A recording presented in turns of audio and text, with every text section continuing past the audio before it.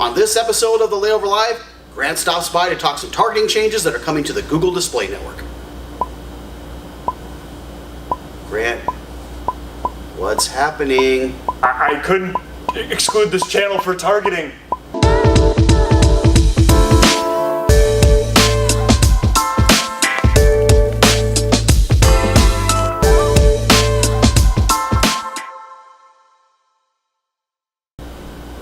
Hello everyone and welcome to episode 39 of the Layover Live, where we bring you the top article from the Layover each week. I'm Jason Swick, VP of Digital Marketing, and I'm joined here by Grant Stoltz. So Grant, welcome to the show. Hey, thanks for having me back for, I think this is the 5th time now. Yeah, something like that, right? We haven't had you on for at least a few weeks, but why I wanted to bring you on is, as always, there's been a lot of changes coming Google's way, right? Mm-hmm. And knowing that a lot of our clients do a lot of advertising on the Google Display Network, thought it was a pretty relevant article to share this week. So this week's article talks about some exclusion targeting that's being taken away from the Google Display Network from an article that comes from Search Engine Land. So why don't you talk a little bit about some of these exclusions and maybe what it means for DMOs? Yeah, this is a pretty recent change and kind of to Google's Display Network targeting that previously you were able to exclude mobile app and mobile app ad placements pretty easily. You could just sort of say, I don't want to show in mobile apps, and that would be it.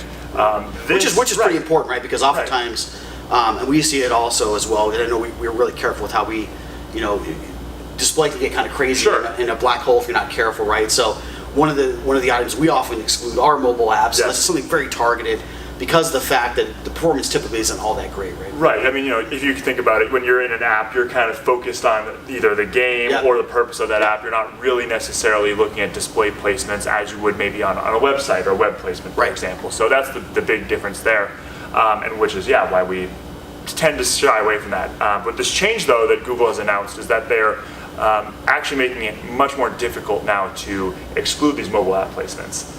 No longer are the days where you just check the box of I would no longer like to display on mobile. And now it's sort of a little more in-depth that they're sort of requiring you to actually exclude specifically the types of placements per each sort of app. So, I don't want to appear in news apps, I don't want to appear in games, and kind of doing a laundry list of things. Yeah, so it's kind of an all or nothing type thing, right? As you go into that. So it's something that you're definitely going to want to keep an eye on, right? Especially for DMOs who are running these large display campaigns, keeping an eye on your performance. You may see lots of increases in traffic from different apps that you may not be aware of, so keep an eye on performance. I'd imagine in the beginning, depending on the targeting of your campaign, you're probably going to see some drops in performance. You may see increased impressions, but probably click-through rates, things of that nature may drop, right? Right. I mean, that's the biggest thing, and that's what we've seen with the mobile apps, that, there's not a lot of actual clicks onto those display ads. Like you said, a lot of impressions, but the real focus is that people aren't really looking at those ads while they're in those apps. So it's how do we make sure that when this change happens, that we're actually and actively excluding the apps that we don't want to appear in, the ones that may not be advantageous from a branding perspective even. I think those are the two big things there. So it's definitely a thing to keep an eye on once this change goes into effect. They haven't announced a solid date of when they're doing that yet. Sounds like maybe sometime in September, right? So, exactly. So I think we need to just keep an eye on that, and we'll make sure that our campaigns we're running, and make sure, of course, that your campaigns or your agency is running as well, are also excluding these app placements just now on a more granular level. Yeah, it's kind of how Google's been making this kind of automation shift, just for lack of a better term, right? They're putting more towards the algorithm, more towards a set it, forget it type approach for these campaigns, right?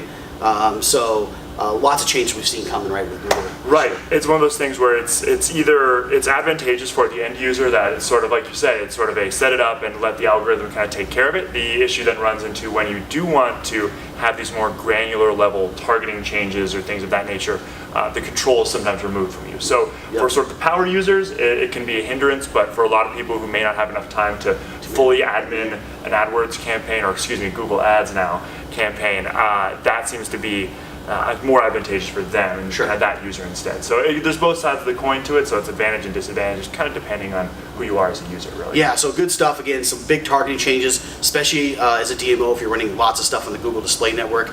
Over the coming month or two, you're going to want to keep a close eye on performance and just see how things are going on that side of things. So Grant, thanks for stopping by. Thanks for sharing that information. Really important for DMOs out there. Thank you everyone for tuning in each and every week, and we'll see you next time.